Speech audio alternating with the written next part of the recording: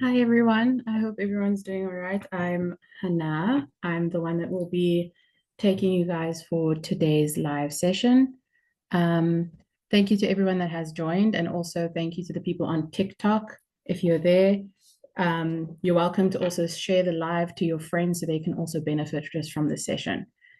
So we're just gonna jump right in. Okay, so today we are working through paper one content, so that is physics content.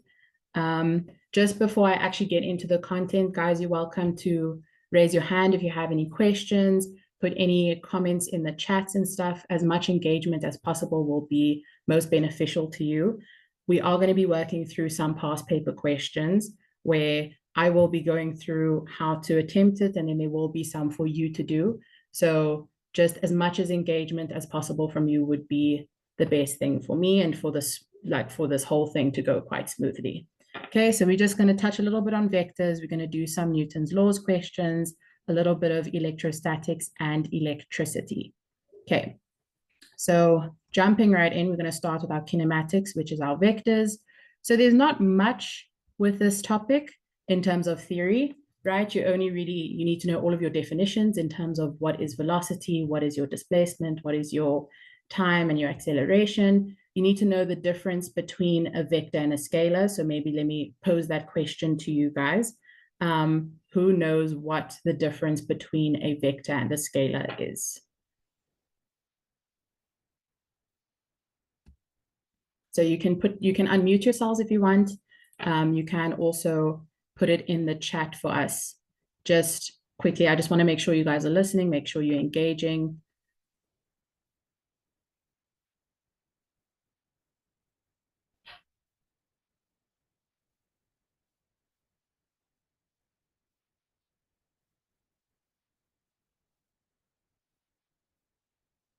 I'm just going to leave the chat open so you can type your answers in the chat.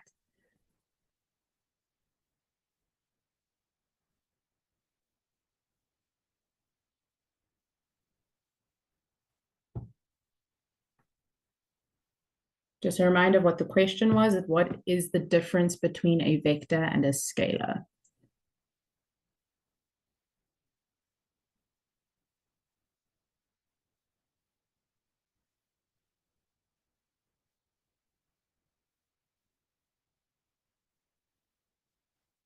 Okay, cool. Thank you. Yes. So a scalar is a physical quantity with magnitude only. So then a vector, what's the difference? Like, is vector something more? Nice. There we go. A vector is a physical quantity with magnitude and direction. Cool. Thank you. Advice. And sorry, I can't see the full name here. Kia Betswe. Awesome. Thanks, guys. So that's really, there's not a lot of theory with this. It's more about application of your formulas. So here I just wrote out all the different formulas that you work with.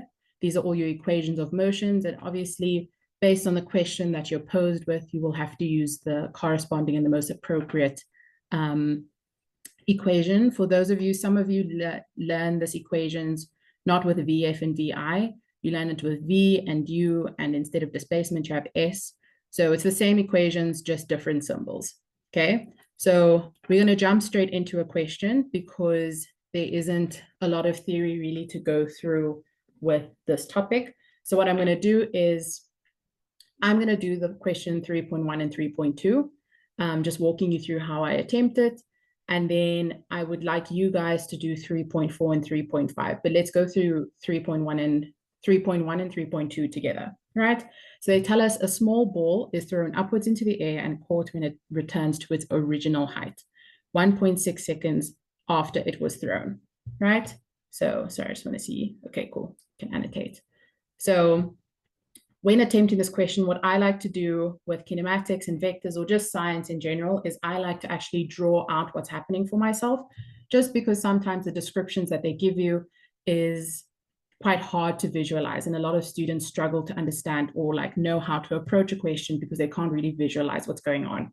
So this one, they simply told us that we have a small ball, it was thrown upwards into the air and then caught when it returned to its original height. So what that means is that the ball was thrown up and then it came back down and then it was caught again. And it's at the same height, which is our reference point. right?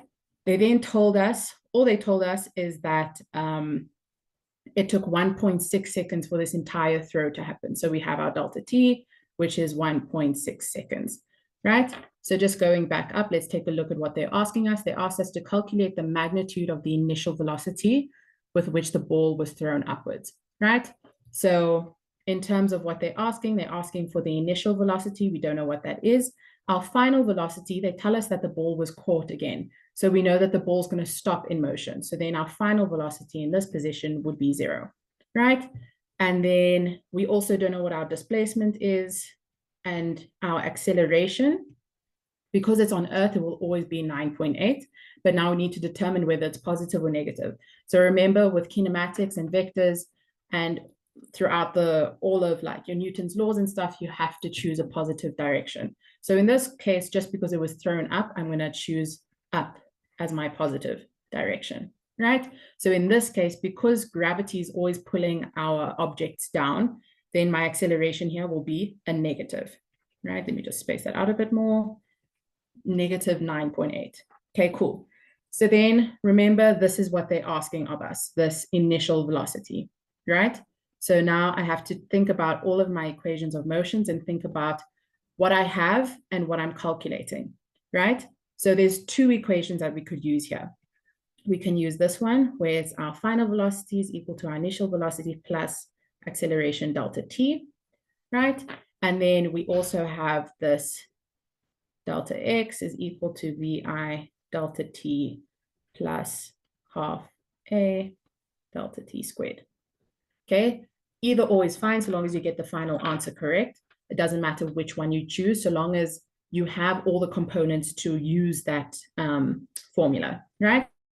So our final velocity, here we said it's 0 because remember it was caught. So it's 0 is equal to vi, because vi is what we're looking for, plus this negative 9.8, and then delta t. So the delta t I'm going to use here is not the whole 1.6 seconds, because essentially what I'm calculating is this portion over here, right, for this specific formula, okay? So if we know that something takes a certain amount of time to go up, it will take the same amount of time to go down. So this 1.6 was this entire journey, was this entire motion. But for this specific formula, I'm only using or calculating this specific section, right? And also here, the VF will also equal 0 because the ball has to stop and then start falling down again, right? So in this case, in terms of the time that I'm going to use half of this 1.6 because I'm only taking half of this motion. Okay, if anybody's confused, drop it in the chat and I can re-explain, but hopefully that's fine. So in terms of the time I'm going to use for this formula, I'm going to say 1.6 divided by 2, which is going to give me 0.8, right? So I'm going to sub that in there, 0.8. Then I get that my initial velocity should be 7.84 meters per second, right? And remember, we are working with velocity, which is a vector, so we need a direction as well. And because it's positive and I chose my up as positive, that means that it was thrown upwards, right? Then let me just take a look in the chat here. Okay, Babelo, are you confused by why I used only the 0.8 seconds? Do you need me to re-explain that? Okay, you just answer there. I'm going to move on to the other formula, but I'll come back to you. So just tell me exactly what you're confused about in the chat, and then I'll come back. Okay, so now for this other formula that we could have used, right? We can use this delta x or this displacement and whatever, right? So in terms of what our entire, so here when I said that my displacement is unknown, I specifically meant the whole height, right? So sorry, I should have specified there. So displacement we know is going to be equal to 0, right? Because it started at the reference point and it ended at the reference point. So there was no change in displacement, right? But in terms of the height that we went to, we don't know how high it went, right? So we can use this formula because we know that the displacement was 0. So if I were to sub those values into this formula, it's going to be 0 is equal to VI, because remember, we don't know what V is. But now the time I'm going to use is going to be this whole 1.6 seconds. The reason why I'm using the whole 1.6 seconds is because now I'm using the whole motion, right? Because if we said my displacement was 0, that means we have to come back to the original position. And they told us that it was 1.6 seconds for the ball to go up and come back down to its original position, right? So in terms of time now, I'm going to be doing 1.6 seconds, okay? Then half, my acceleration again is this negative 9.8. And then delta t is still, we're using the 1.6 seconds squared, okay? That will give us this VI times 1.6. This all multiplied out should give us minus 12.544, right?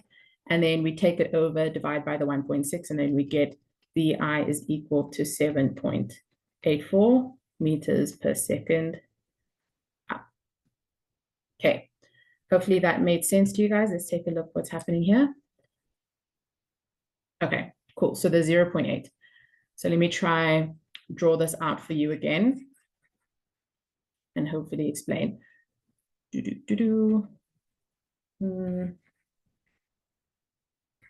Okay. So the scenario is that this ball was thrown up and thrown down, right? They told us the whole motion of going up and going down is equal to 1.6 seconds. Okay. Now for this specific formula, let me highlight it. The specific formula that we're using, typically we are looking at it in one range of motion or one direction, if you will, right? Because here we can know what our initial velocity is and our final velocity, right?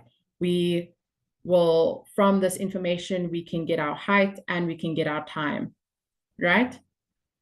So when we're using this formula, I'm only looking at this portion of the range of motion. I'm not looking at the full range of motion, okay?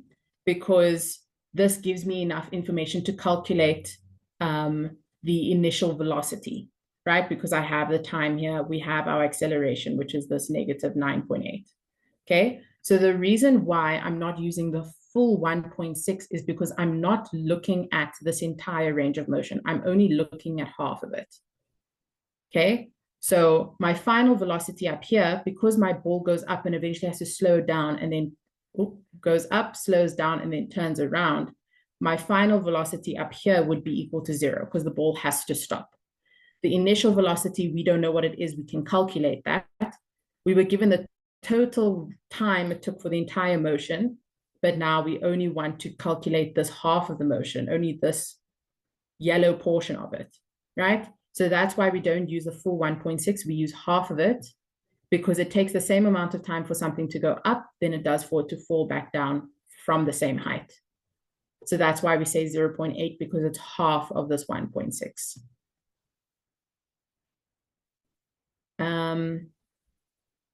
Okay, I hope that explained it for you. I won't be able to sit on each question for so long because we do have a few questions to go through. So we can come back to it at the very end if you still are confused, but hopefully that cleared some things up, okay? Because now we still need to move on to the second question, which is, what is the maximum height reached by the ball, right? So now they are asking us, if we were to take a look at this diagram I drew here, like I said, the total displacement is 0, right? Because it went up and it went down and it was caught at that same position, right? But now they want us to calculate the actual height that it managed to climb, okay? So now for this one, again, like the first example, we'd only be using half of the range of motion because half of it will tell us how high it went, okay? So based on that, we can use the formula delta x, the same one we used for the previous one, VI delta T plus half A delta T squared, right? So this delta X now, I'm not referring it to the whole motion. I'm making it specific to half of the motion, right? So I can actually change this to height for myself just to make it make sense, right? So I'm only calculating the height that this ball went up through.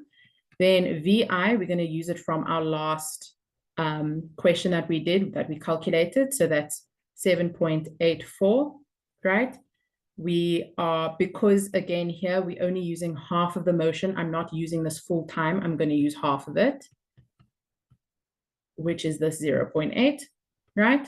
So the time there is going to be 0.8, then plus half negative 9.8 times by 0.8 squared.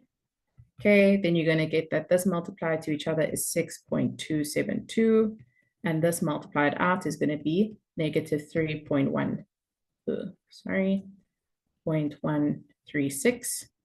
And then you should find that the height is going to be 3.136, which you would round down or round to 2 decimal places, which will be 3.14 meters. Okay, an alternative way that we could have done this, because remember, your equations of motions, there are a few ways, right? So for this one, you could have also used VF squared is equal to VI squared plus 2A delta X, right? So our VF, remember, we're only using half of this motion. We said here that the top here, because it stops, our final velocity is 0. So we have 0 is equal to this initial velocity, which we said was a 7.84. So times 7.84 squared plus 2 times negative 9.8 delta X, which is what we're looking for, right? Then if we multiply this out, we should get 61 point thingy, but I'm going to move it to this side. So it's going to be negative 61.4656 is equal to, and multiplying that out, will give me negative 19.6 delta X. Then I just divide both sides by negative 19.6. And then I find that delta X will be 3.14 meters, right, above our reference point. Okay, cool. Hopefully that all made sense to you guys. If you need me to slow down, let me know in the chat. So now we're going to move on to 3.4 and 3.5. So this is where I want you guys to engage a little bit more. So we now need to, sorry, I'm trying to figure out how to do this. So I think try your best to do the entire question on your side. I'm going to sit and give you guys a few minutes to do it. But I will inevitably be going through it and just asking you guys for the steps as we go. Okay, but I'll let you sit with it for a little. So they tell us that the ball is then thrown upwards a second time with the initial velocity of 5 meters per second. This time the person does not catch the ball on its way down, right? So meaning that the ball goes below its reference point and then it hits the ground 1.2 seconds later, right? So I'm just highlighting the important things here. Cool. So just to draw it out for you, just so that you guys can understand, I'm just going to erase this over here. So now the ball is thrown up. It goes through that whole range of motion, but now it actually falls further down to the ground, right? So this is our range of motion. They told us that our VI is 5 meters per second. They tell us that the entire motion takes 1.2 seconds, right? So now they ask you, what was the initial height of the ball above the ground, right? So they're essentially asking you, let me just change my color here. They want you to calculate the height over here, right? And then for the second question, they say calculate the magnitude of the velocity with which this ball hits the ground. So then they're going to want you to calculate the final velocity over here, right? So you need to calculate your height, you need to calculate your final velocity. Remember, your acceleration is always 9.8. In this case, I chose up as my positive direction in the beginning. So acceleration is always, or gravity is always down. So this is negative 9.8. And then with all of this information, you should be able to attempt those questions. So I'm going to just sit and give you guys maybe 3 minutes, just for sake of time. So sit with it, try your best, and then we'll go through it together.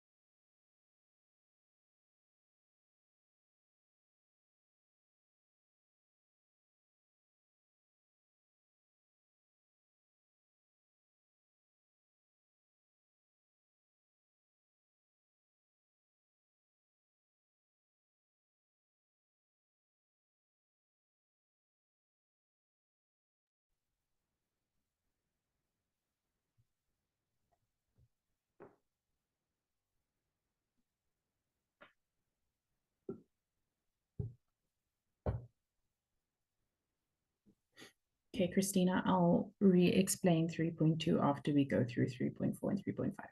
Okay.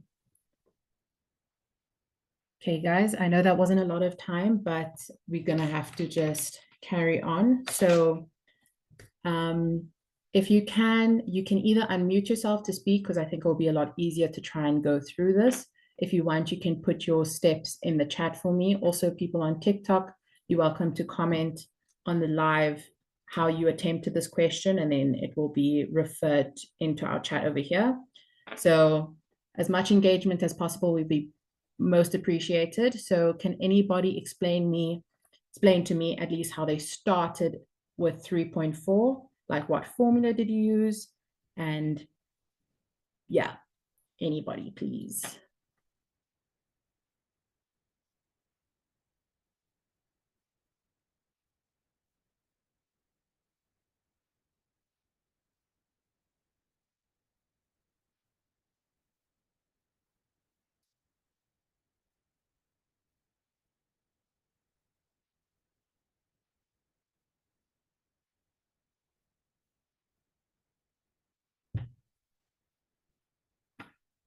If you are comfortable unmuting, then you can just unmute and talk.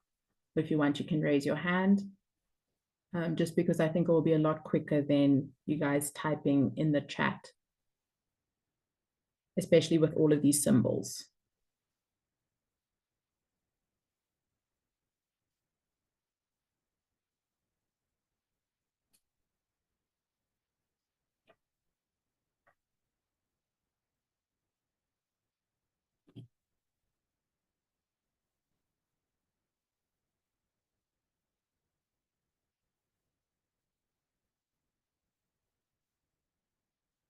I'm just going to erase over here.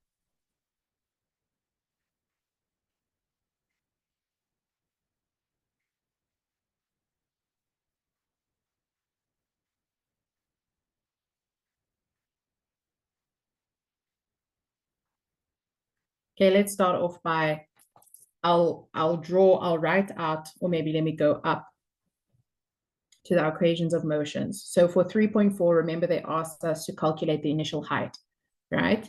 So out of these four, let's say 1, 2, 3, and 4, which formulas did you guys use to attempt this question? Just put a number in the chat.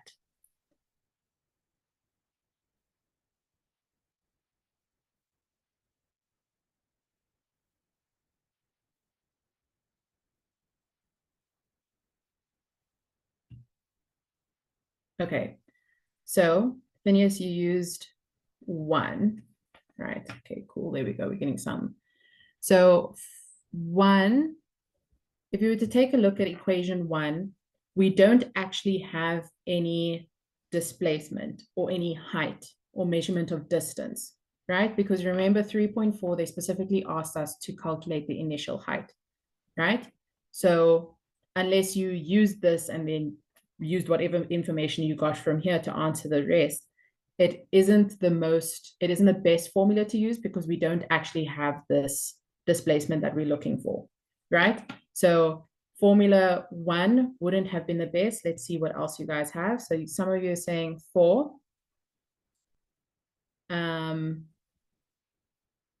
Okay, so yes, I would have used equation 4 because they gave us our initial velocity. Remember, they said it was 5.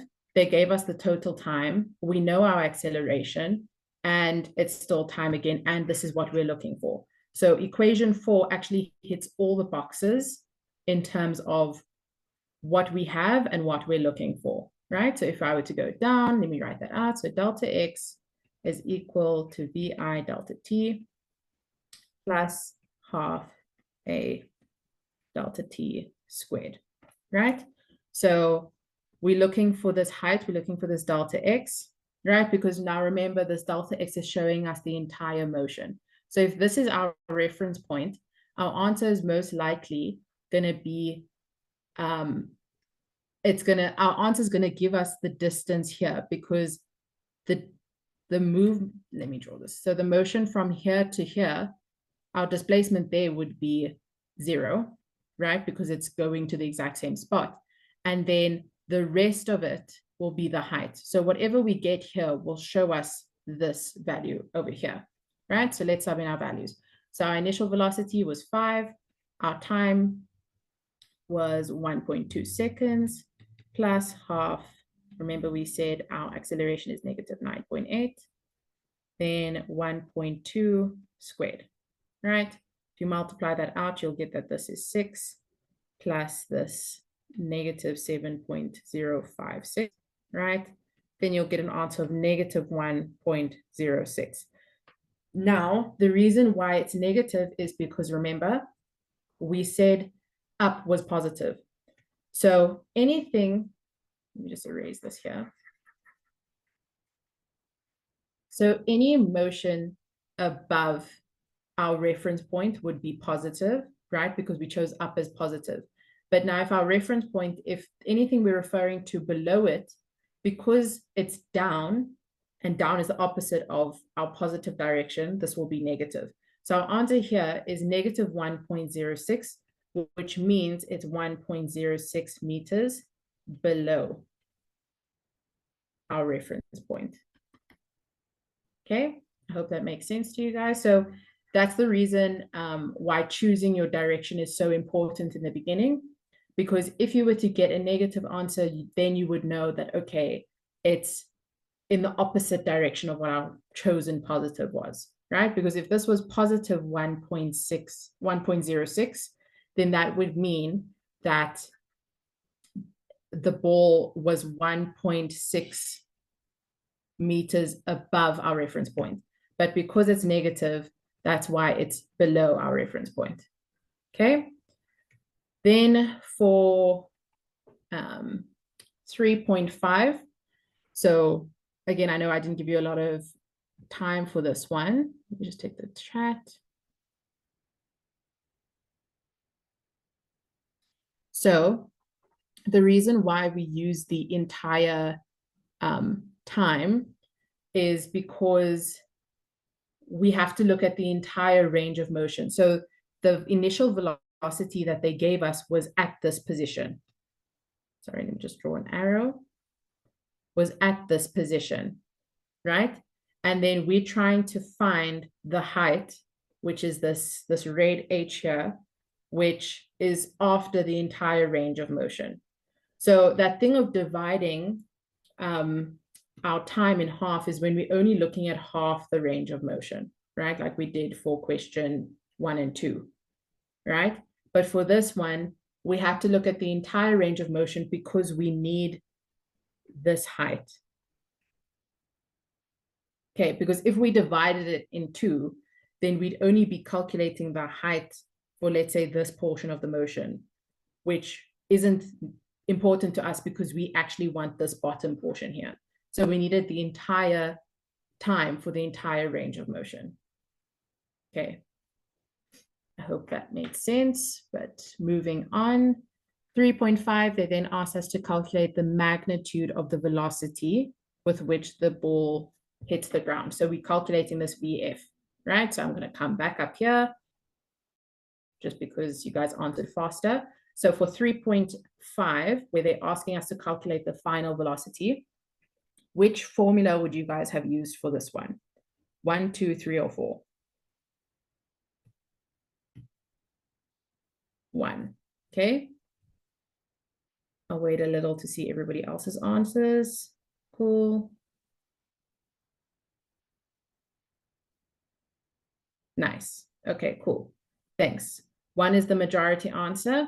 Someone did say 2, you can use 2 as well, because we found our total distance, our total displacement, and both of these have VF, right?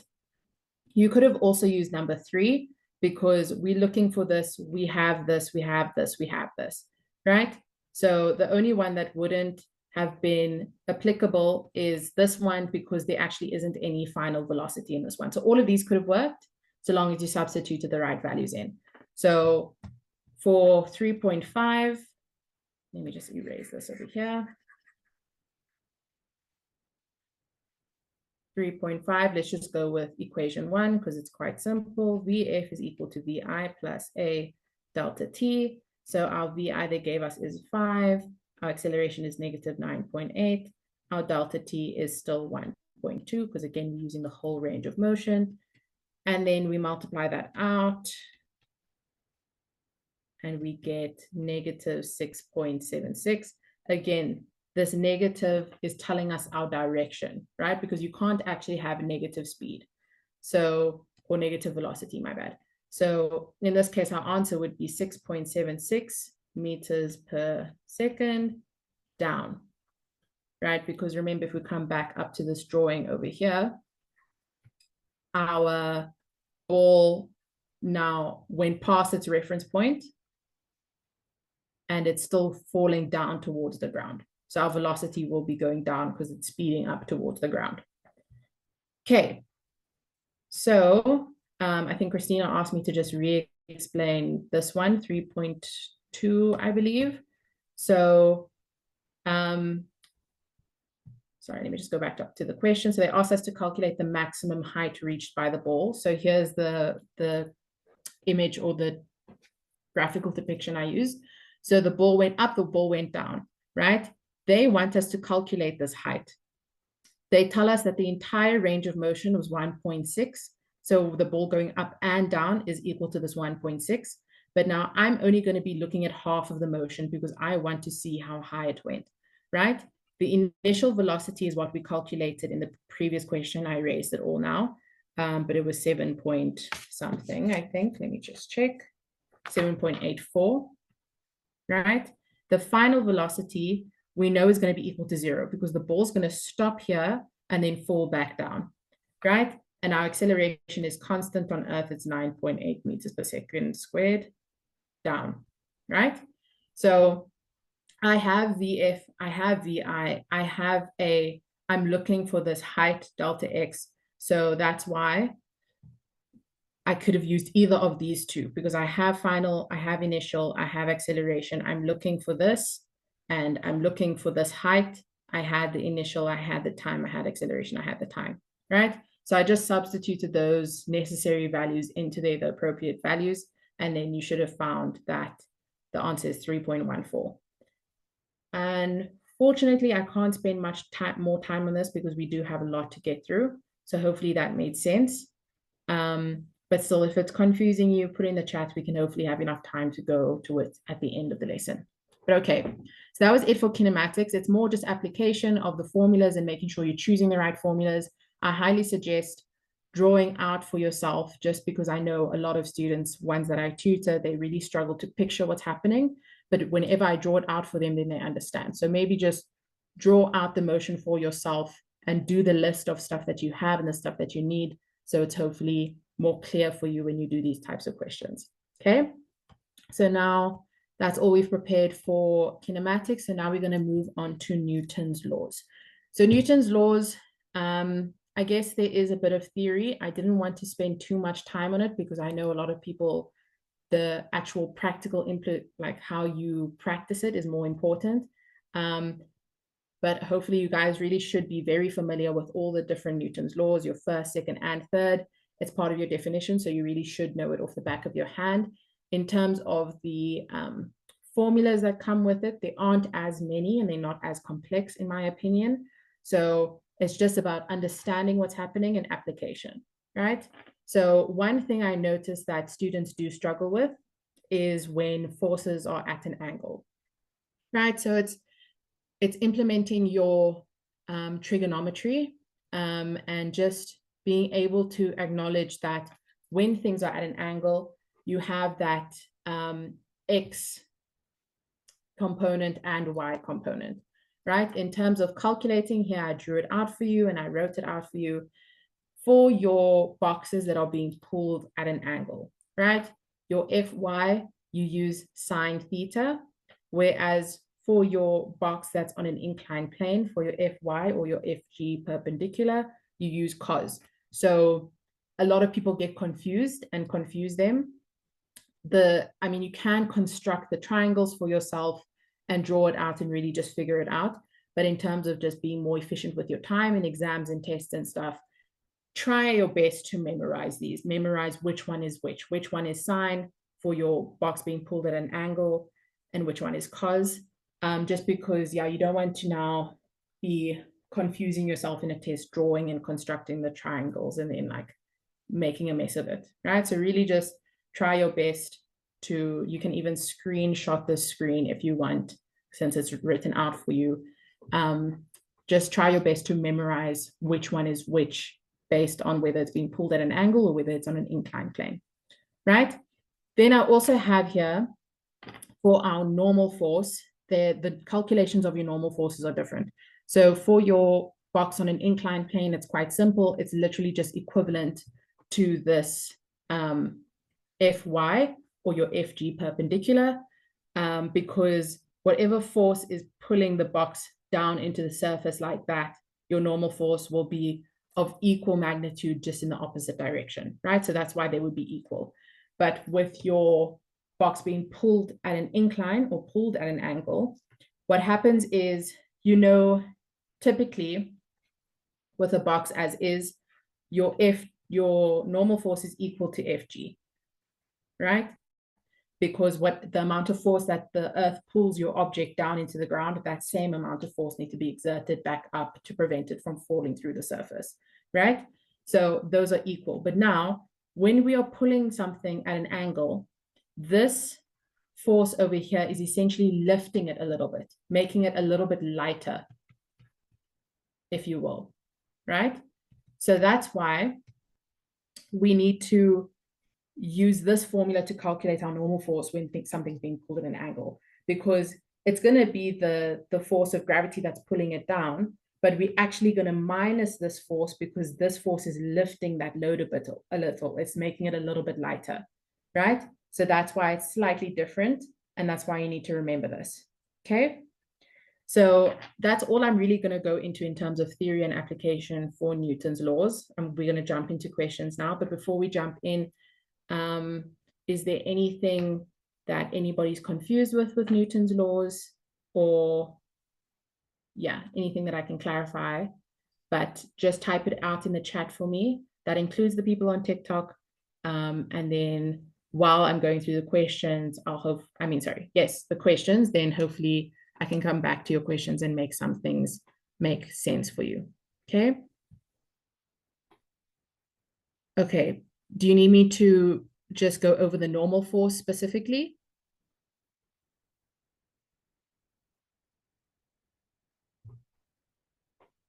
Okay, well, I'm just going to assume you're talking about what I last explained, right?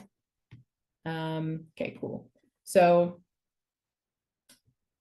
if you think of the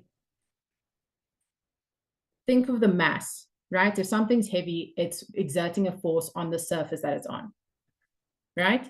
But now, if I'm coming and I'm tying a rope around this and I'm lifting it up a little, right? I'm effectively decreasing the mass, right? Because I'm lifting it up, I'm making it a little bit lighter, right? In theory, the mass will stay constant, but in terms of the force being exerted, I'm reducing the force because I'm helping lift it up a little bit, right? So this is where I said I'm making it in commas lighter, right? Because now let me use a different color. Because now I'm essentially making this force being exerted downwards less, that means that my normal force is also going to be less. Because remember, the force being exerted downwards is the same as the normal force. These are equal forces, just in opposite directions. So if I am decreasing this force, so you can see here by the blue, because I'm lifting it up, I'm taking off some of its load. So it's decreasing the force being exerted downwards. Because it's decreasing the force being exerted downwards, that means that my normal force will also decrease a little because these two forces need to be of equal magnitude. Okay. Hopefully that explained it. Yeah, because we're going to have to move on to the question soon. And then you asking the Fy represents the Fg perpendicular. Yes. So here you can see I've written Fy in brackets Fg perpendicular, right? Because it's perpendicular to the surface, if you think about it. So if X is parallel, because it's parallel to the surface, let me just draw with a different color. It's parallel to the surface, so that's why it's parallel there. And then it's perpendicular because this creates a 90-degree angle with Fy and the surface. Okay.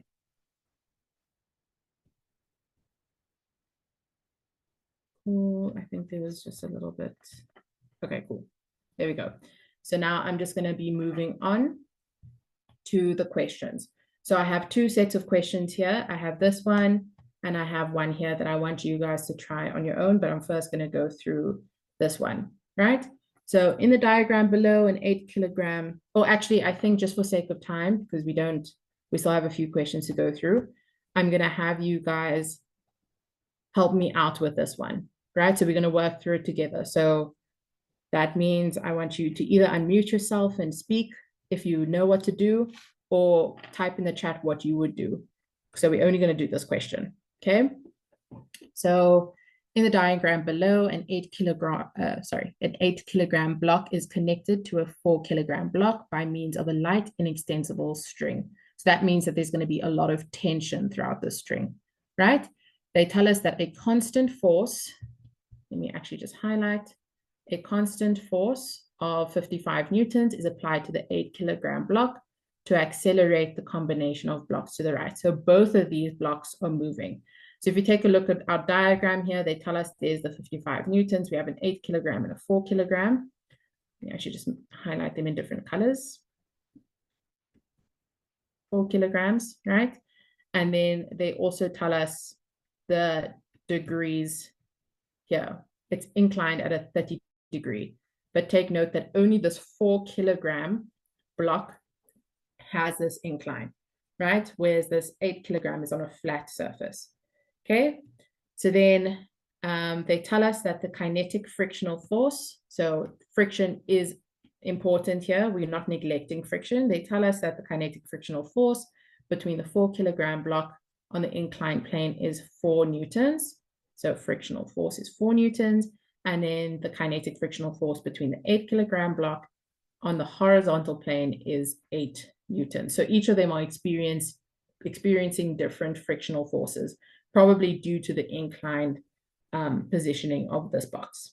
Okay, so then 4.1, this is just a definition. You can type it up really quickly, or what would be best is someone unmuting themselves and just telling me what Newton's second law is, please. Because I'm not going to write it out, so I just need someone to tell me what it is before I move on to the next question.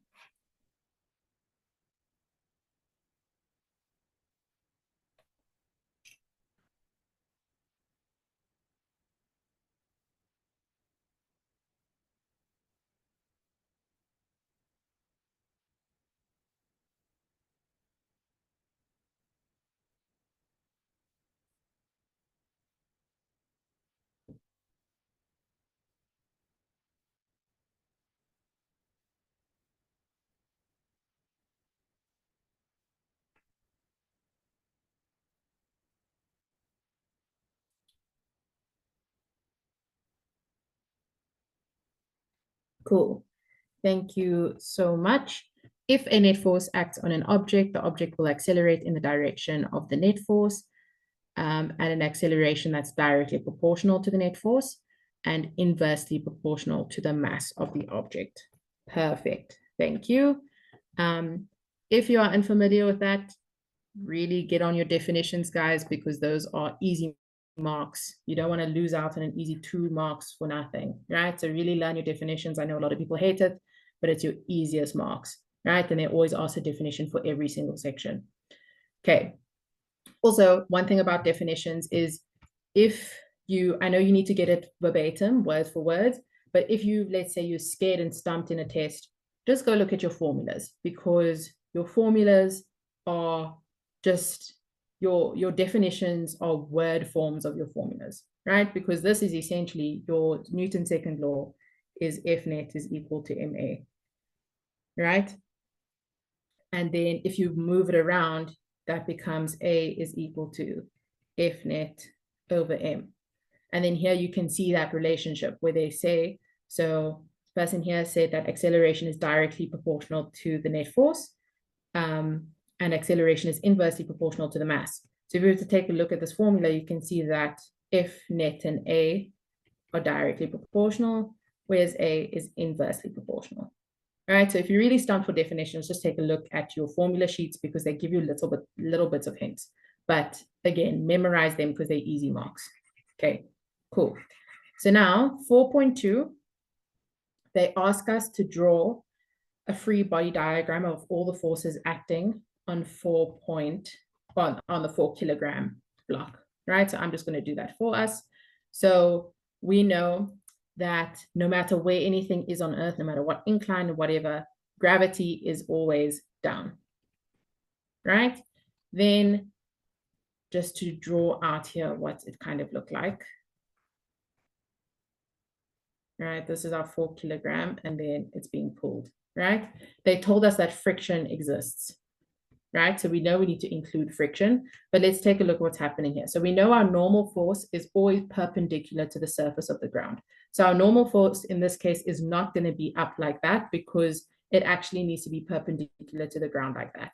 So our normal force is going to be at a little bit of an angle like that, right? Fn. Then we have this tension being pulled, right? The box is being pulled by that inextensible string. So we're going to have tension going that way. Or you can say force or applied force, whichever suits your fancy. And then we also have friction, also friction going down. So remember, they don't really care much about the exact measurements of your lines, but it needs to be very obvious when there isn't, when there's like a discrepancy. So obviously in this case, our tension and our friction shouldn't be the same because the block is moving upwards. So we want our tension, I should have drawn it better, let me draw it better. Our tension should be a lot bigger than our force of friction, right? Because the box is being pulled up. So that force is bigger. Whoops, sorry. Okay, so again, they don't really care about the specific measurements or anything, but you must make it very obvious when a force is bigger than another. Okay, then I just did the quick hands here, but remember, either you write the full thing, so you'd say normal force like this, or depending on whichever educational board you're with, you also may need to draw that key, right? Where you say Fn is equal to your normal force.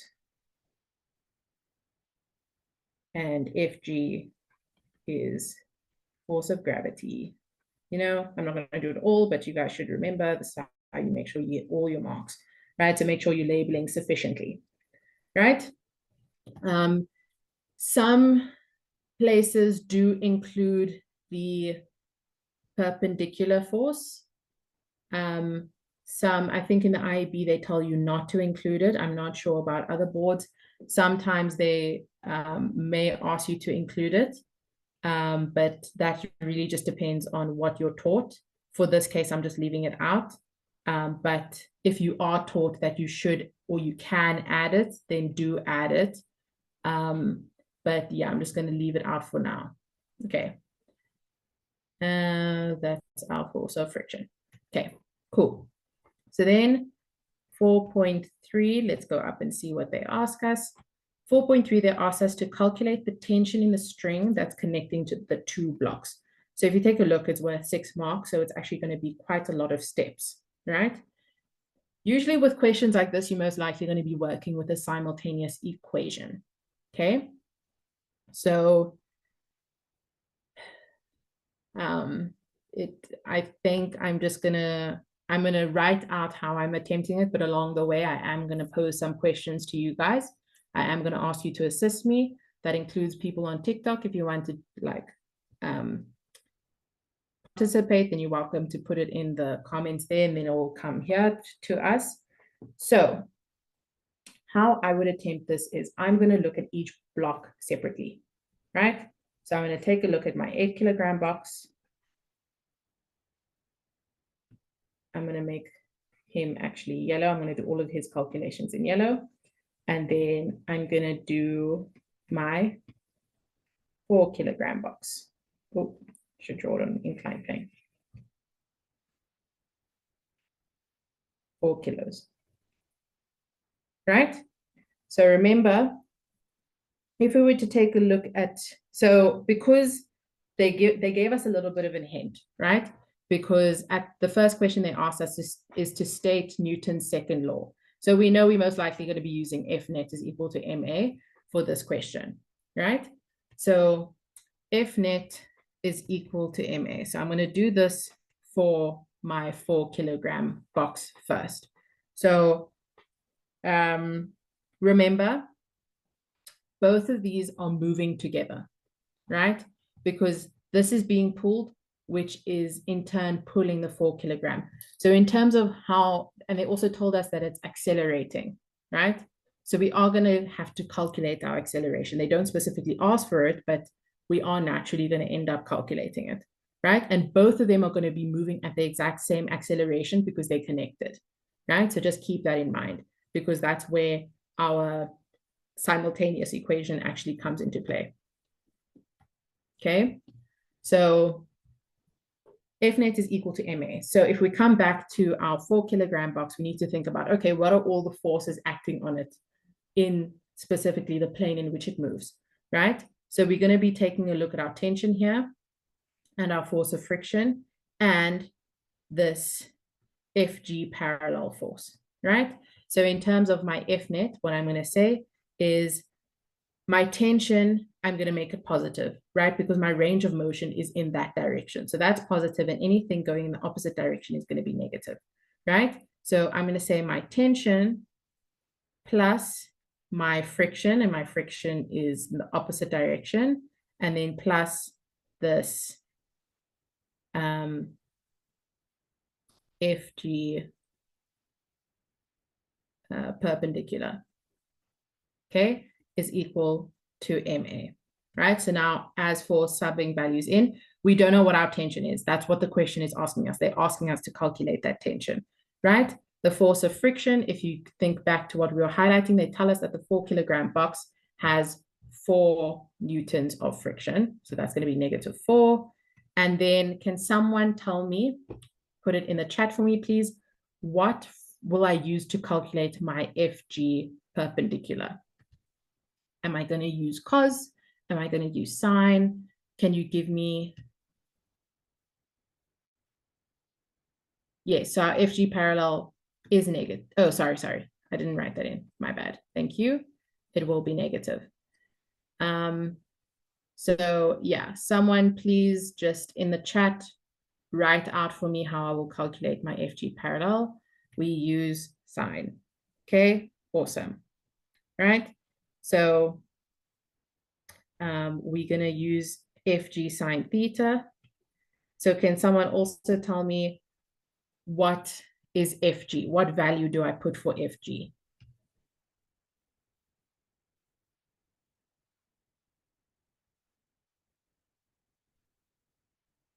Okay, cool. So what is mg? How do I, like, what values do I multiply? Mass times 9.8. Nice, thank you. So my mass, we are working with this 4 kilogram one. Sorry, that's a bit messy over there.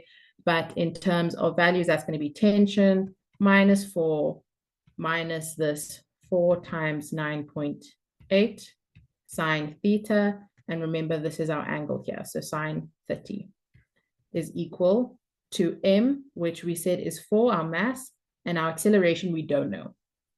Okay, so then what I can do is I'm going to solve for tension in terms of A. So sorry, let me actually, I want to,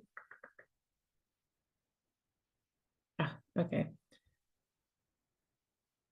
I'm going to delete this and then hopefully, okay, cool.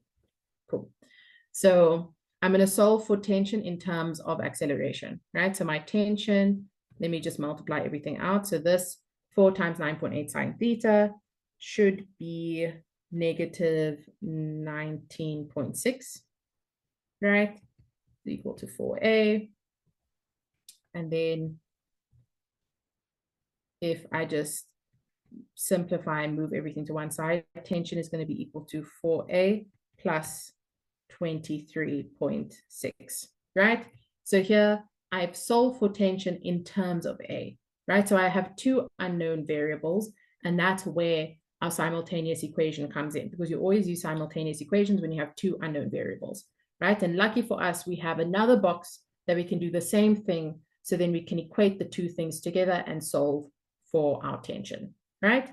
So for our 8 kilogram box, we're going to go about it in terms of the same thing, right? Where our F net is equal to MA, right? But now we need to think about the forces here. So the forces are going to be slightly different because we're not going to have the sine theta, because remember, this 8 kilogram block is on a horizontal plane. So we don't actually need to take account of that FG parallel, right? So in terms of the forces for the 8 kilogram, it's just going to have that 55 newtons forward and the tension backwards, right? And remember, the tensions will be equal to each other because it's the thing that's connecting them. So it's this is acting as our tension. So the tension forward for our 4 kilogram is going to be the same as our tension backwards, right? Because it's connected, it's the same thing, right? So in terms of our F net for our 8 kilogram, we're going to say the force forward, let's just say F, plus this negative tension, because remember, tension's in the opposite direction of the movement. It's equal to MA. Let's substitute out. Oh, sorry. Actually, there was also friction. My bad. I forgot that. They told us that there's friction backwards, right? Remember here, they said kinetic frictional force between the 8 kilogram box is this 8 newtons. So there's tension, there's friction, and there's that force forwards. Okay, so in terms of our F net, that's going to be, let me actually just move it down. F net is equal to MA. We have our force forwards plus our tension plus our force of friction. It's equal to MA, right? Then, sorry, the force they told us is 55. Tension they told us is -8. Oh, no, sorry. Friction. Tension, we don't know what it is. And then we have this -8. Again, this mass is an 8 kilogram box that we're working with, and acceleration we don't know. So then here I'm just going to solve for tension. So that will be, this will be -t minus 47 equal to 8a. So then that will be -t is equal to 8a plus 47. T is equal to -8a minus 47. Okay, just want to double check that that's fine. Actually, that's plus, sorry, because this is positive 55 minus 8. So then that should be plus. Okay, cool. So here we have one answer for what tension is, and here we have another. So this is our simultaneous equation where we have two values or two equations that can be subbed into one another, right, to find our answer. So let me change this to white. So I'm going to say equation 1 into equation 2, right? So wherever t, so here, instead of saying t, I'm going to sub in this value because we found that t is equal to -8 plus 47, right? So here what I'm going to do is say -8a plus 47 is equal to this 4a plus 23.6. Then I just need to solve for a, right? So I'm going to get -12a is equal to -23.4. And then I divide both sides by that's -12. Then a is going to be equal to 1.95. Right? But remember, they didn't ask us for our acceleration, they asked us for our tension. So what I'm going to do is I'm going to take this value and sub it back into this formula, or it could also be subbed back into this formula. It really doesn't matter. So let's do this one here now. So t is equal to -8 times 1.95 plus 47, and we get a value of 31,4 newtons. Okay, so there was a lot going on here, but remember the marks make it worth it because they did tell us it was 6 marks. So just by looking at that, you could have figured out like, okay, this is going to be quite a hectic question. Typically, whenever you're working with two objects that are connected with a string and tension and stuff, you most likely are going to use simultaneous equations, right? So really just, and they will kind of give a hint by the marks. Usually the marks will be quite big. So if you're ever confused, just think, okay, there's two objects connected. It's worth a lot of marks. It's most likely going to be a simultaneous equation.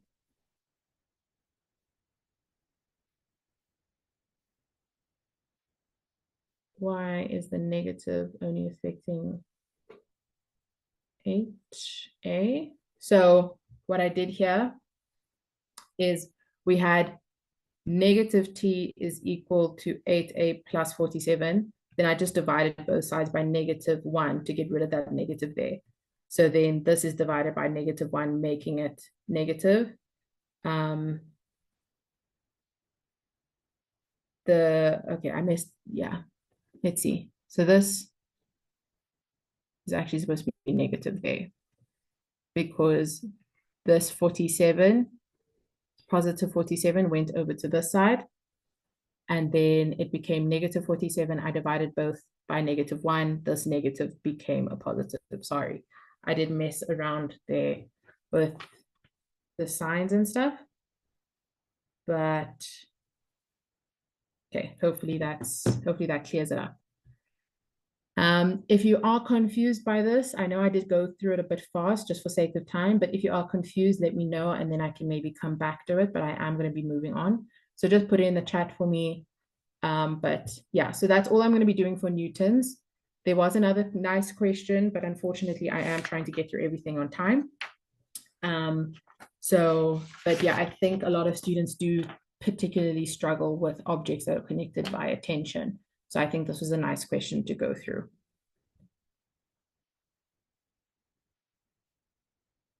Is the answer going to be the same? I assume you're referring to this where I said you can sub the A into either of those two. You will get the same answer. So here, if I say T is equal to 4 and then my A was 9.5, so times 1.95 plus 23.6. If I put that into a calculator, 4 times 1.95, let me erase this,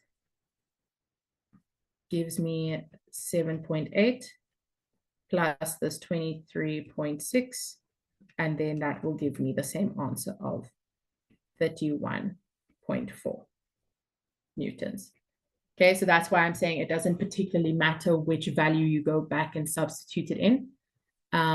You will get the same answer. If you were referring to my mess up over here in terms of the signs, it's still correct because it stayed as -8A and plus 47. Okay.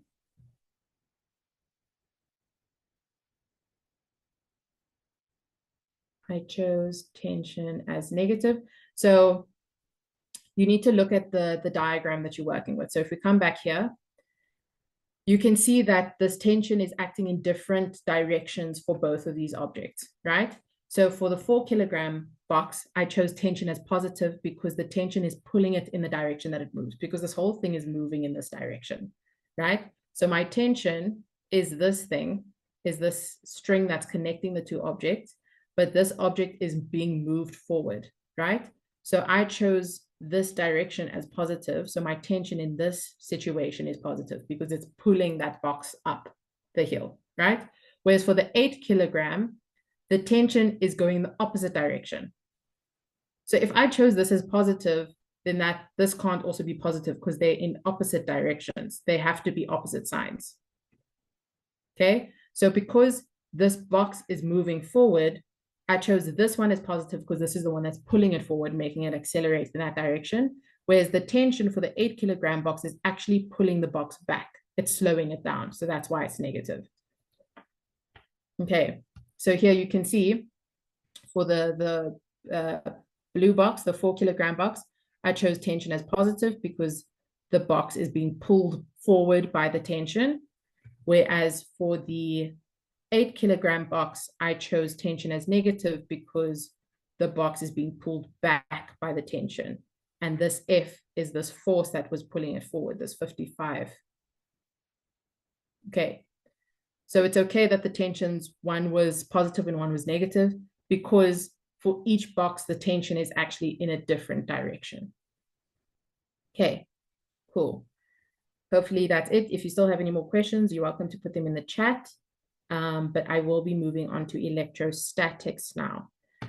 So for electrostatics, truly this is quite a small section. They don't ask it for a lot of marks in terms of theory. It's also not too crazy. They don't really go too in depth in terms of theory. They kind of just want you to know how to calculate it and want you to understand the idea of what an electrostatic force is. right? So an electrostatic force is just that force of attraction between two differently charged objects. So, with electrostatics, if you have a positive and a negative, you're going to have that force of attraction between them because opposite charges are attracted. And if you have the same charged objects, there's a force of repulsion because things that are lightly charged repel each other, right? So that's really the crux of the theory. There's not much to it. But what you guys kind of learn is you learn about how distance affects the force of attraction and how the size of the charge affects your electrostatic force. You also learn about that transfer of charge, right? So if you have an object, let's say this is positive 2 coulombs and this is negative 4 coulombs. If they come into contact and actually touch each other, then because this one has an abundance of electrons on it because it's negative, what's going to happen is those electrons are actually going to be transferred to the other one, right? Because if this one has a lack of electrons, what it's going to do is it's just going to try and balance out, right? Because obviously if this is more positively charged, then those negative charges, they are going to be attracted to the positive charges there. So when they touch, there's going to be that transfer of electrons. And then eventually when you separate them again, they're going to have different charges. And that's where that formula of Q1 plus Q2 divided by 2 comes into play, because now there's that balance of charges and then it's split equally between them. Okay. And then yeah, so electrostatics is not a big section. There's not much to it. I don't think it's too complex. It's just a matter of practicing and getting used to how the questions are phrased. So I didn't really spend much time on the theory at all. Yeah, I just wanted to give that quick explanation to you guys. But here we jump straight into a question. So I have two. We're going to try get through them both. It's not worth a lot of marks, 2 and 5 and 3 and 3. So this one I'm going to do by myself, just walking you through how I would attempt those. This one I'm going to give you a little bit of, I'm going to expect you guys to engage and answer, but I will give you a little bit of guidance for this one. So here they tell us that we have 3 identical spheres, right? Identical in terms of sizes and whatever, A, B, and C, and they're all placed on plastic stands in the diagram below. So here you can see they're actually touching, right? So the charge A has 5 nanocoulombs, charge B has negative 8 nanocoulombs, and C is neutral. If it's neutral, it literally means that it has a charge of 0 because it doesn't have either positive or negative charges. It's neutral. There is no charge to it, right? So initially, all of these spheres were separate, but then they say they are brought in contact with each other and then separated, right? So this is kind of what I touched on very, very briefly just now.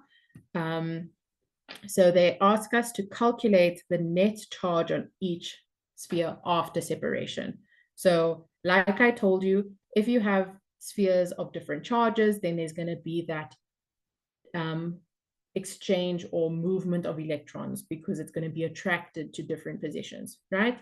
So in terms of how I would attempt to calculate this one, I would use the formula, the net charge is equal to Q1 plus Q2 plus Q3 divided by 3.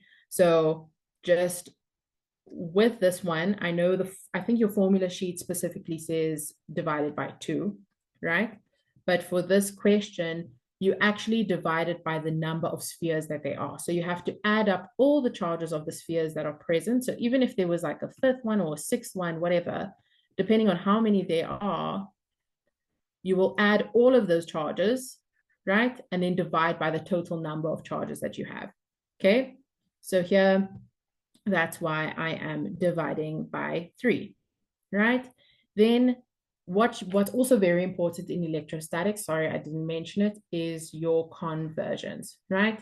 So charge, the thing is coulombs, right? The SI unit is coulombs. Here they gave us nanocoulombs. So we always are striving to give our answer in coulombs. So what we need to do is do our conversions, right? So you have your millicoulombs, your microcoulombs, your nanocoulombs, and your picocoulombs, right? So all of these go up in thousands, right?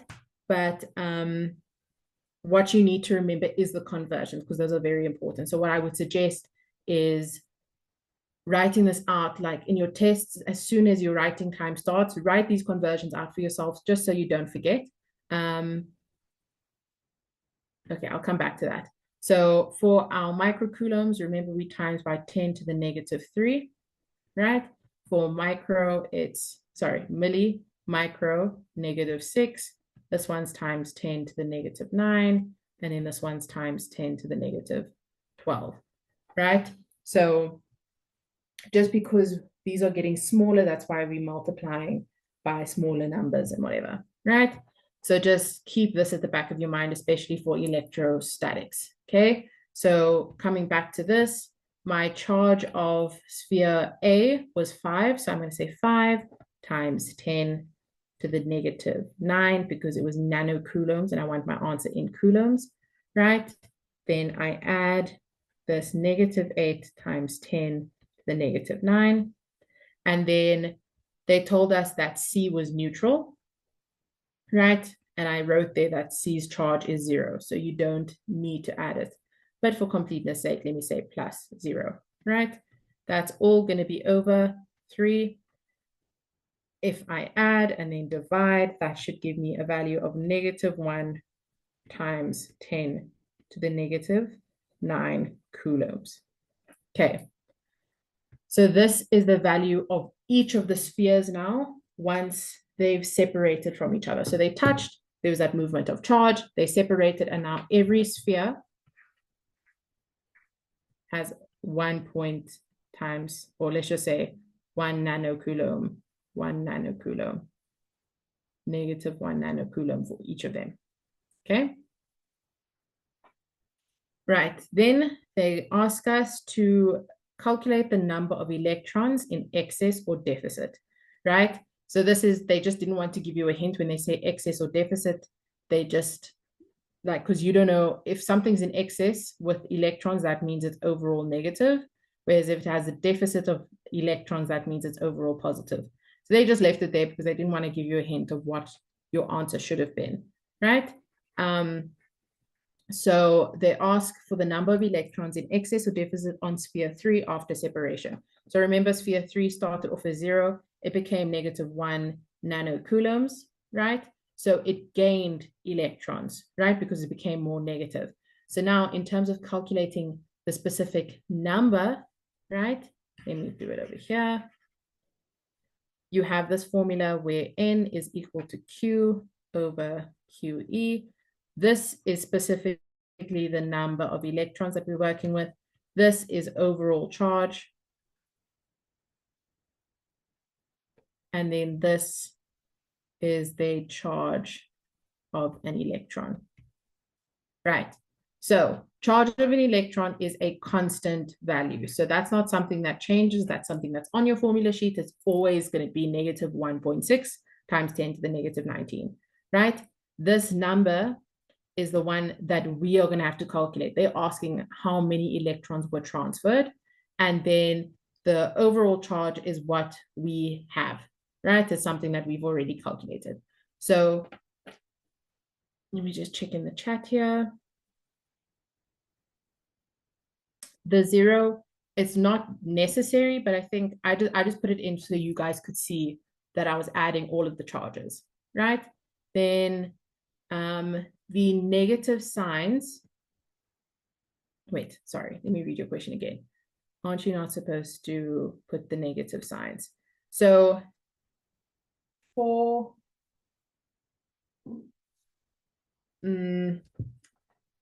it depends on the question that you're working with sometimes, right?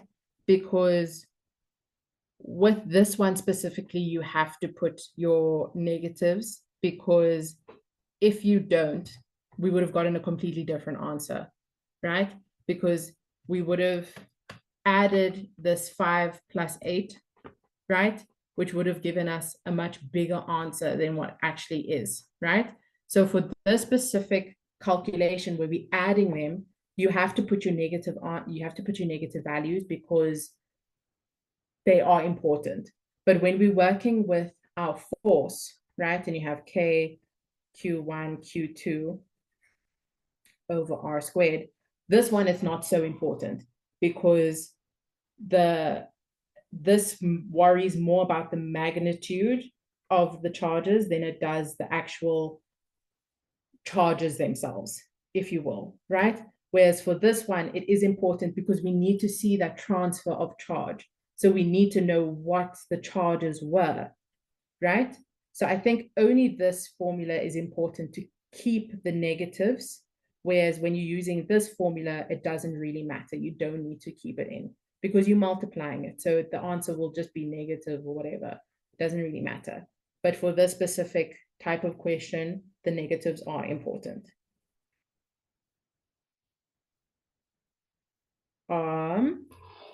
Okay, let me maybe just double check. So are you for, is it for 7.1.1? What answer are you getting? Let me just double check the calculations on my side.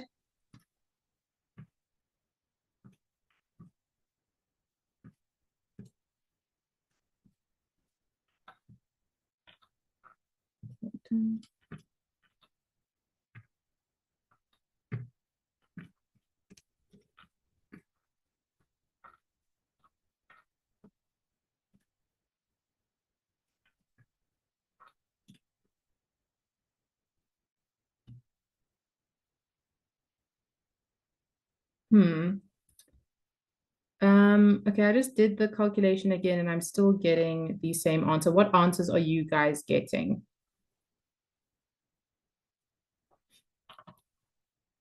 Are you making sure you're adding your negative values in?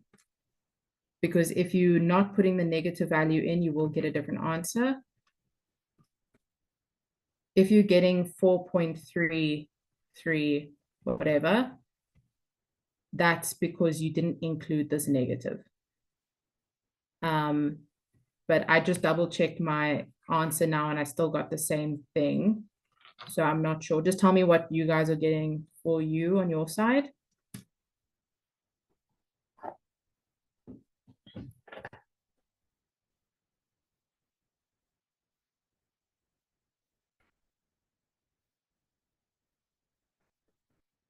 Okay, but while you do that, I'm just going to move on here to finish this off.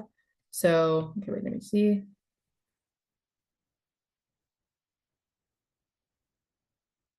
Yes, yes, yes. So when you're working with values like this, where they're so small, right? Put your calculator, you want your answers in scientific notation, right? Because if you didn't have it, let me put it in normal. If you didn't have it, you would have gotten negative 0.00000, whatever, one, right? So putting it into scientific notation just makes it a lot easier to read, right? So for physics in general, if you have very small numbers, they always want it in scientific notation. Okay, so in terms of what to put on your calculator, to put it into scientific notation, press Shift Mode or Shift Setup. Then you should get 8 options. Choose number 7 on your calculator. And then I like choosing 8 just for whatever. I don't really know what the difference is in terms of that range. So make sure to put it into scientific notation. So again, I'm going to say the steps are you press Shift, you press Mode, then you press 7, and then I like pressing 8. You can choose whichever number. And then you should get an answer that's written in this notation. Okay, so moving on. So here again, remember the question for 7.1.2 is to calculate the number of electrons. So here n is the value I'm looking for. So n is equal to q. This is the charge that I'm going to use, right? Because like I said, sphere C went from 0 to this negative 1 nanocoulombs. So I'm using this value here because, yeah. So then that's negative 1 times 10 to the negative 9 over QE, which remember I said is the constant. It's the charge of an electron. That's negative 1.6 times 10 to the negative 19. And then when you multiply those, you'll get an answer of 6.25. times 10 to the 9, and that is the number of electrons. So that's the number of electrons that were transferred to sphere C. Okay, cool. So we have half an hour left. We still have electric circuits. So I think what I'm going to do is skip out on this question. If we have enough time, I will come back to it, but I think electricity is a bit more tricky and will require some more time on it. So I am going to skip out on this. If you have any questions, anybody on TikTok that doesn't understand, you guys also, if you have any questions, put it in the chat. I can come back here, but I am going to be moving on. Okay. So electric circuits. I know a lot of people get scared of it because it's quite a lot. But it really isn't too bad. Okay. It's just a lot of formulas, and I think it's a lot of understanding. So I didn't want to spend too much time on like the basics because grade 10, grade 11, and matric electric circuits are relatively the same, right? It's just a matter of application. Okay. So here I just put some very few concepts that I think some people struggle with or some people tend to forget that are quite important to remember, right? So when you have resistors in series, those act as voltage dividers. So remember, series is when there's only one route for the electricity to flow, right? So there isn't any branches or anything. So if you have resistors that are connected in series, when we say it's voltage dividers, it means that the overall supply, the overall voltage supply, so let's say this is 12, those will be split amongst these resistors, right? And it completely depends on what the resistance is. So like, let's say these are equal resistance, then it will be split into 6 and 6, right? Or if they're of different resistors, the total voltage here needs to add up to 12. So if this one's 4 and they ask you, okay, what's the voltage of this other resistor A, then you would just have to say 12 minus 4 will be equal to the voltage of resistor A, which would be 8, right? So it's this idea that resistors in series act as voltage dividers. So you can sometimes just add up using this formula over here. V4, which would be this total, which would be this total resistance, is equal to the sum of all the, sorry, not resistance. V4 is this total voltage of the circuit, and all of the voltages measured in a series circuit will add up to that overall supply. Okay, then you have this other concept where resistors in parallel will have the same voltage across each resistor. So what that means is now if we have a resistor like this, right? Let's say, again, this is 12 volts. What this means is that each of the voltage readings for each of these resistors, because they're connected in parallel, all of them will be 12 volts. It doesn't matter what the resistance is, it will be different. It will just have different current supply, but all of them will be 12 volts. Okay, a lot of people tend to forget that. So that's just a good thing to remember in terms of calculations. And then another concept people seem to struggle with is whenever they ask about your brightness of a light bulb, just remember that it depends on the power supply, right? So power, you have a bunch of different formulas that are given, but overall, the idea of how bright a light bulb shines is based on its power or based on the electrical energy supply, right? And then that typically what they will ask is like, okay, if this resistor is broken, what will how will this affect the brightness of the light bulb?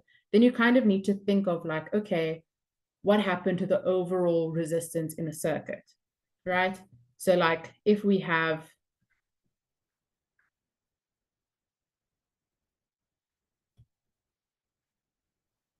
resistors connected in parallel and they say, okay, this one stops working. how will, or let's say this is a light bulb, right? How will it affect the brightness of this light bulb? What you need to think about is like, okay, how is the overall resistance affected by this change, right? Because we disconnected this resistor in parallel, the overall resistance would have increased, right? And then in terms here, I kind of noted that your current is inversely proportional to your resistance. So if you have higher resistance, that means you have lower current. And if you have a decreased current supply to this here, that means you'd have decreased power, which would decrease the brightness of the bulb, right? So brightness of the bulb really just depends on the power supplied to the circuit and power supplied to that specific light bulb, right?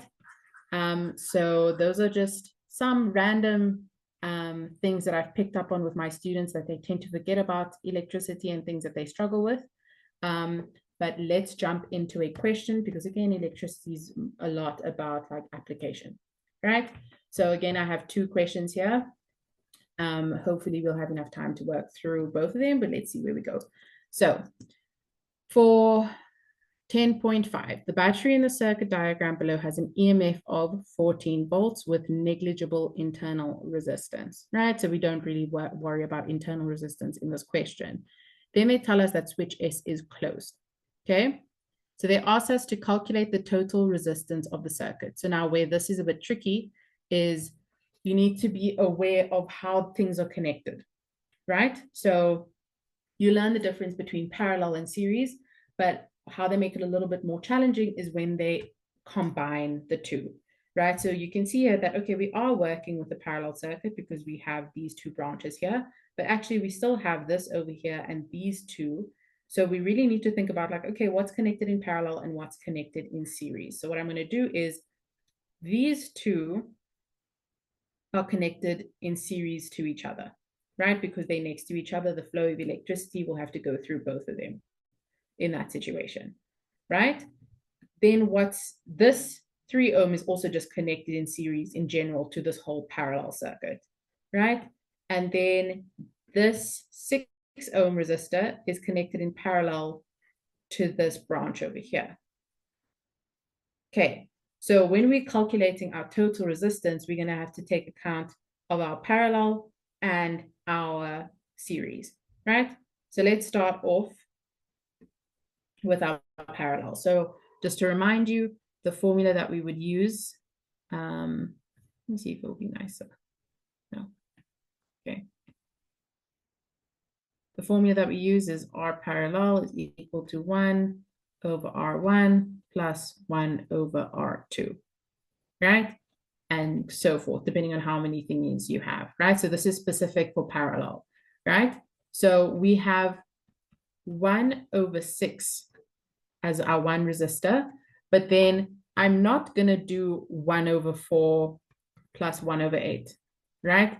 Because these 2 are not connected in parallel to each other. They're connected in series. So when you're talking about parallel resistors, you're actually talking about the entire line, right? So this entire line is connected in parallel to this entire line. So what I need to do is I need to calculate the total resistance of this line specifically, right? And to do that, that would be 4 plus 8, which is equal to 12, right? So then what I would do is I'm going to say 1 over 6 plus 1 over 12. Okay, hopefully all of you understand what happened there. If you don't, put in the chat, I'll try to explain again. But then in terms of the parallel circuit, that's going to be 1 over 6 plus 1 over 12, which will give you 1 over 4. Because LCDs, we'd have to times that by 2. So that would be, whatever. Okay, it's fine. Just on let me double check that calculation because 1 over 6 plus 1 over 12. Yeah, which gives us 1 over 4, right?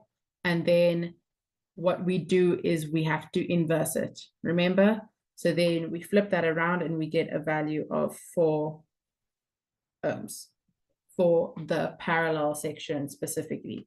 Then the total resistance will be the parallel plus the series, right? So what we do is we take this 4 ohms, and then we're going to add this 3 ohms over here because this is connected in series to this entire parallel section.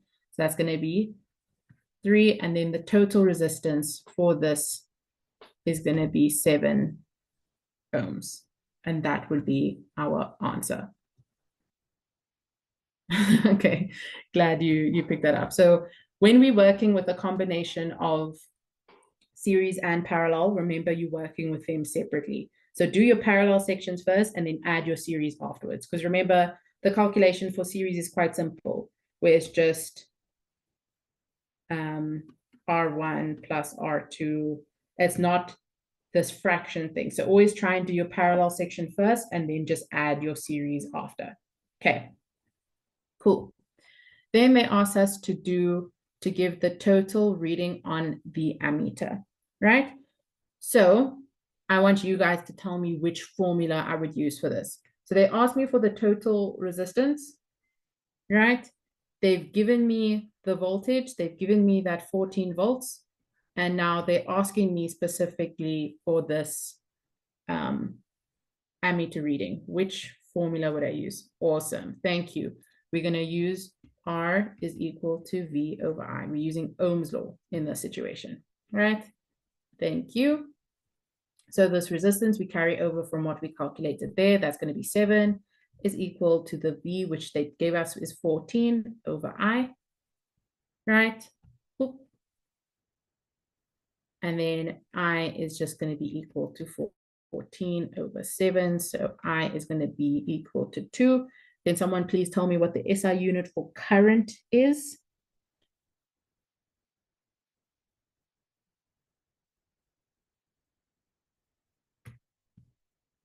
Thanks, guys. Amperes. So we're just going to put A, right? So amps. Awesome. Thank you, everyone.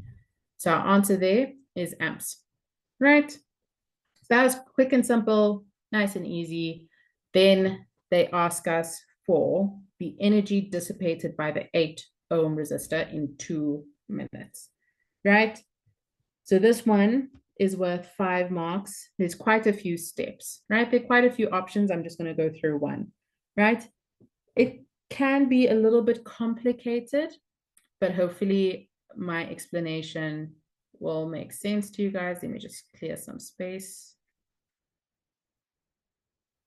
I'm just going to say here, I is equal to 2. Okay, right. So what we need to do here is figure out, so if we take a look at all of the formulas that we have for the energy dissipated, that is our watts, right? So one that I'm going to use is I squared R delta T, right? So that's one of our formulas, right? But now, what we need to remember is when things are connected in parallel, the current is being split, right? So let me change the color here.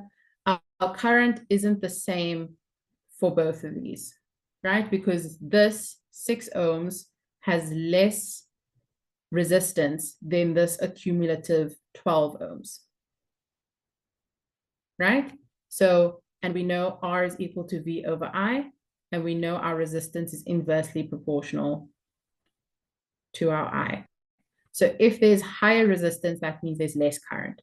So when we're looking at our energy dissipated over here in terms of our formula, this current is actually going to be different because we're looking specifically at this 8 ohm resistor, right?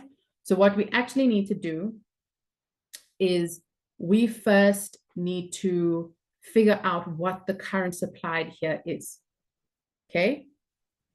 But also, what we need to do is find out what our voltage is, right? So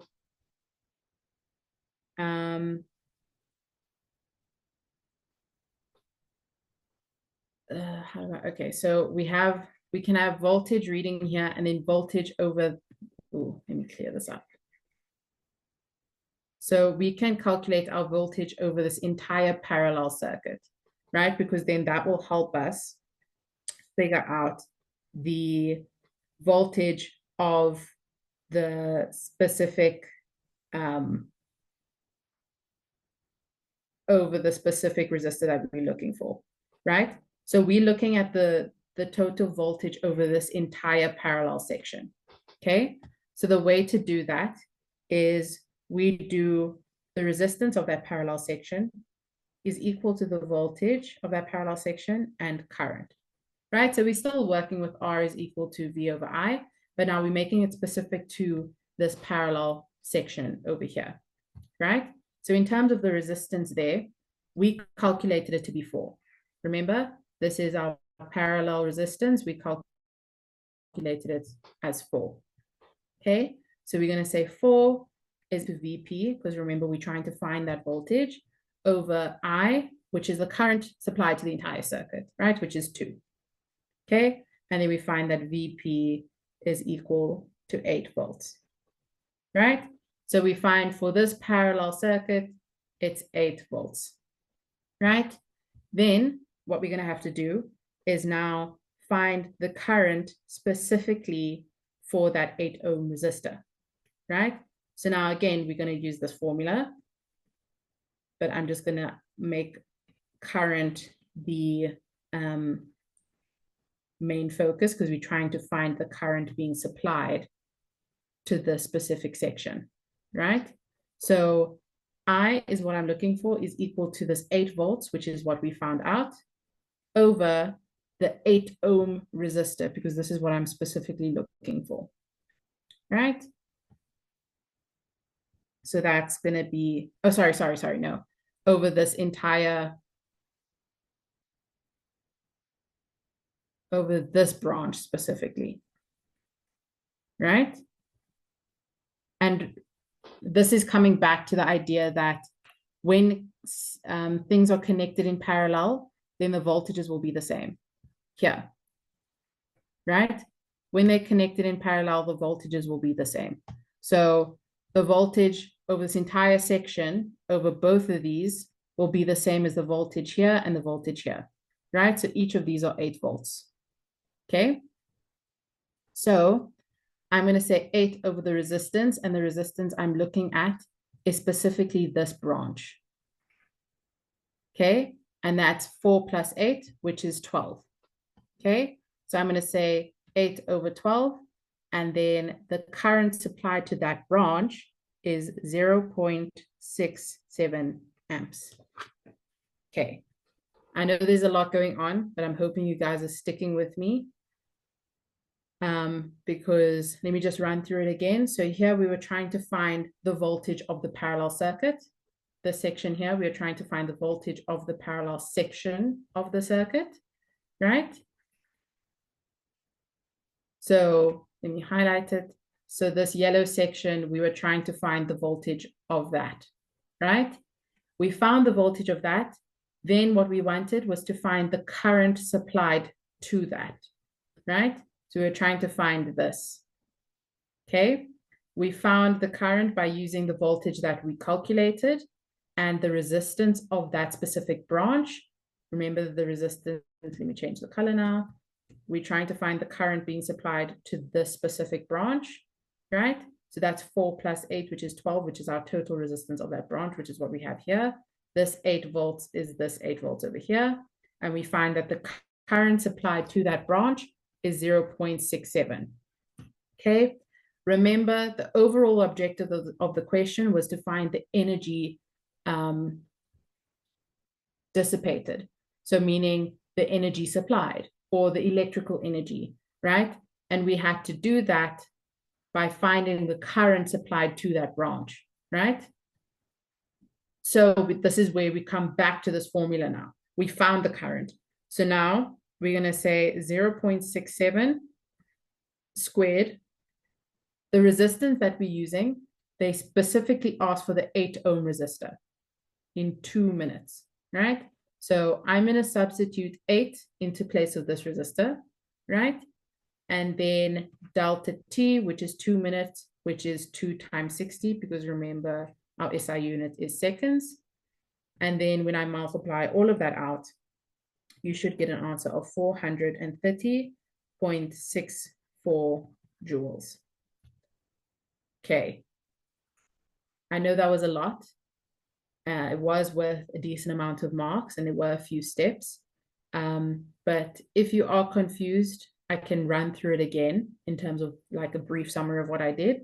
But hopefully you guys were able to follow along with me. Let me just check for time. We have 10 minutes. There is, okay, we won't have enough time to do this because this is quite a lot of marks. So I think I do have this multiple choice question for you guys. So what I want you to do is tell me what your answer would be for this one. And then if you have any questions, then you're welcome to put them in the chat. And then hopefully we can spend the last 10 minutes just going over everything, going back to questions you guys were confused by or anything. So firstly, I want you to do this question. And then if you have any other questions, any general questions, put them in the chat and we'll spend the last 10 minutes working through those.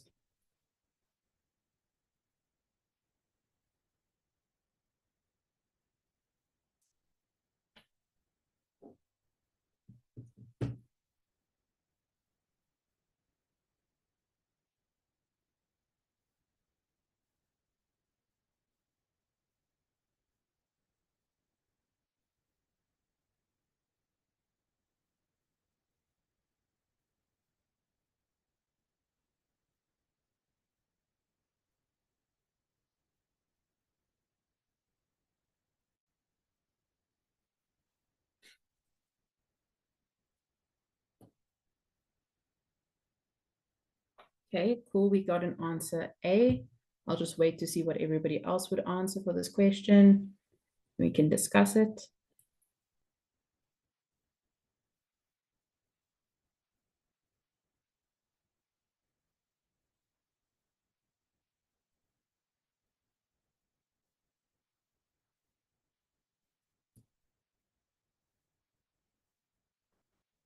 Okay, we've got a B. I'll just wait for a few more people and then we can ask you guys why you gave your answers.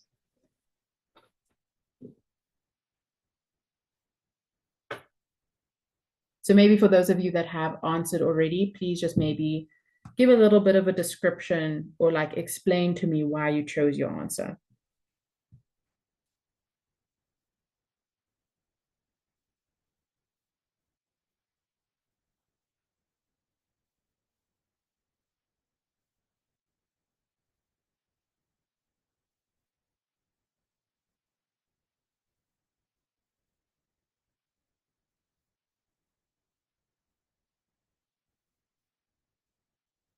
Okay, so it's looking like A and B are our only options that everyone's choosing. So well done. Our answer is either A or B. I'll give you that. The reason for that is drawing back on this knowledge where if resistors are connected in parallel, they will have the same voltage or the same potential difference across each resistor. So these resistors are connected in parallel, so they would have equal potential difference. So that's why our options wouldn't be C or D, because they need to have equal potential difference, right? Then we have here that someone said A, because voltage is the same in parallel and the high resistance, the less current. Nice. Well done. So our answer would be A, because if you were to think about Ohm's law in this formula, right, we know that resistance is inversely proportional to our current, right? They tell us that the resistance of Q is much higher than that of P. So let's say, for example, this is 10 ohms and this is 2 ohms, right? So if this has higher higher resistance, and if we look here, higher resistance means lower current, that means the supply here would have low current. Whereas this one, because there's lower resistance, that means the current supply would be higher, right? So they specifically say, how does the potential difference across conductor Q compared to that of conductor P? So our current would be less than, because we have a higher resistance, meaning lower current. So it would be less than conductor P. Okay, well done. Thank you to the person that gave the explanation. And well done to everybody that said A. For those of you that said B, I hope the explanation helped you understand why the answer would be A and not B. Okay, it's about this inversely proportional relationship. Okay, so we have 5 minutes left. You guys are welcome to ask me any questions, anything that's confused you during the session, anything you want me to go back to. I think there was something I did promise to go back to. Let me just check in the comments. Okay, yes, there was this one from someone from TikTok. If I choose my tension as positive with an 8 kilogram block and negative with a 4 kilogram block, would I be wrong? I don't think you would be wrong. That's just depending on which direction you chose to be positive. Because in both instances, the tension value doesn't change or anything. It's just giving us a sense of direction, right? So if you inverse them where you chose this one to be negative and this one to be positive, it shouldn't affect the actual values that you calculate. It should give you the same values, because in this case, the negative and positive just indicate direction. So your answer should stay the same. Okay, then this person asks us for the difference between F parallel and F perpendicular. So let's go back up here. Right. So F perpendicular. So F parallel is, maybe let me actually draw it on a new set of, yeah, here. Okay. So for both instances, F parallel is kind of when it's parallel to the surface of the ground, right? So let's work on an inclined plane. So if G parallel would be the force that is literally parallel to the surface, right? So in this case, this is Fx or Fg parallel, right? Whereas we have perpendicular, which is Fy. So Fg perpendicular, right? So the difference between them is they're working in completely different planes. So they are both components of force of gravity. So like I said in the beginning, gravity will always be down. It doesn't matter where in the world you are, what type of incline you are, gravity is always pulling you to the center of the earth, right? But now because it's on a inclined plane, it can be broken up into two components because it will be broken up into the value of the perpendicular value, the one that's like pulling you along the surface of the thing, and also the parallel will be pulling you along the surface of the surface, and then perpendicular is the one that's actually pulling you down into the surface. So this one's going across the surface, this one's going down the surface, right? So the difference between them is that they're on completely different planes. And then if we come up back here, the difference between them is also how you calculate them. So you can see here our Fx, so this parallel one is sine theta, whereas the perpendicular one is cos theta.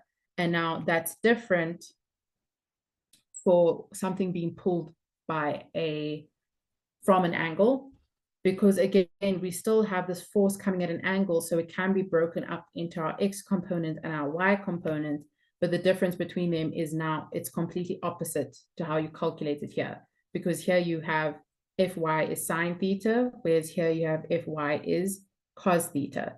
So I'm not really sure how exactly to explain the difference between them, besides that they're acting on different planes and that you calculate them differently. Hopefully just coming back here, this reminded you of what it is and how to calculate them. Okay. Newton's laws, do you want me to go through all of them? Like Okay, cool. I'm glad I was able to help you. Do you want me to like explain all the different Newton's laws?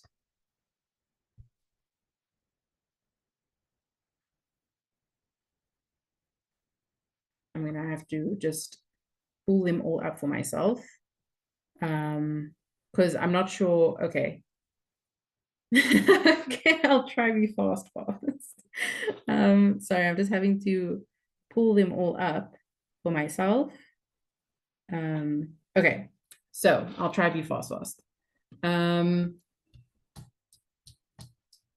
Let's do it here. So the best I can do is really just go through the explanations, through their definitions, and hopefully can explain it to you differently. So Newton's first law, let me change the color. I don't really like this. Newton's first law is essentially inertia, right? First law is inertia. So what inertia is when something wants to stay in the motion which it naturally is. So if you think of when you're on a plane, right? When the plane dips or when there's turbulence, right? You get that feeling in your tummy where your tummy literally feels like it lifted, right? Or even on a roller coaster. What that is you as a human, you have all your organs inside you, right? They are in a state of inertia where they are comfortable being where they are. They're in a state of rest in their position. When you suddenly drop down, your entire body, can I select this? Okay, your entire body will move down, right? But what happens is your organs will stay in the position they were. So they will essentially move up. So your entire body moves down, but your organs will stay where they are. So they feel like they're moving up. That's a state of inertia where an object resists that change of movement because it wants to stay in that like state of rest that it's in, or stay in that constant movement that it's in. But then the reason why our body can move is because our body's connected to the seat behind us, right? Which is then connected to the plane, right? So because all of this is connected, there's forces acting on each other. So the seat exerts a force on our body that then allows our body to move with the plane, whereas our stomach isn't really in contact with the plane, so then it will stay in the position it is while our body moves around it. Okay. The same thing as if you have an asteroid, let's say, going through the space, because space is a vacuum, it will be moving in that constant velocity, constant speed, because nothing is acting upon it. There is no air resistance, there is no friction, there's nothing. So because there's a vacuum, it wants to stay in that state of motion, right? The only way it's going to stop is if it bumps into something, right? And then it will be moved to a different direction, or will slow down or whatever. So inertia is just an object wanting to stay in that state of rest or in that state of motion unless something acts on it, right? Second law is the whole idea of F net is equal to ma, where there's a force acting on an object, and then that force will then accelerate. So if you think of a box will stay in still if it wants to, but then if I come and exert a force, this box that has a specific mass will then move at a certain acceleration, depending on how hard I push it, and also depending on the weight of it. If something is we just do this, acceleration F net over m. If something is pushed with a higher force, like if I push something harder, it will move faster. Whereas if there's something heavier, then it will move slower. So imagine pushing a cricket ball compared to pushing a bowling ball. Because the bowling ball is a lot heavier, it will move a lot slower, whereas a cricket ball will move a lot faster because it's lighter, right? Then I hope these explanations are making sense. I'm trying to go fast. And then Newton's third law is the whole idea of action and reaction, right? So it's the idea of like, if I'm pushing on a wall, the wall will push back on me, right? Because if I push on a wall and it doesn't push back on me, then the wall will fall, or I will fall through the wall, right? but that isn't the way the world exists. The world exists that every object we come into contact with will, if it's a solid structure like a wall or the floor, it will exert the exact same force back on us. So that's why we also don't have any, like if I have my bottle sitting on a desk, the bottle will exert a certain force on the desk, but the desk will exert the exact same amount of force back on the bottle, right, to prevent it from falling through.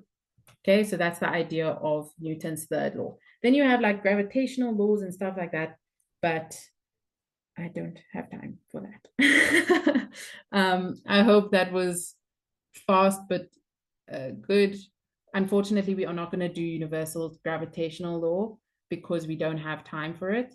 But it's not much different to electrostatics. So the way that you calculate forces for electrostatics, unfortunately, we didn't do it. In this question, we would have done it. You have this formula,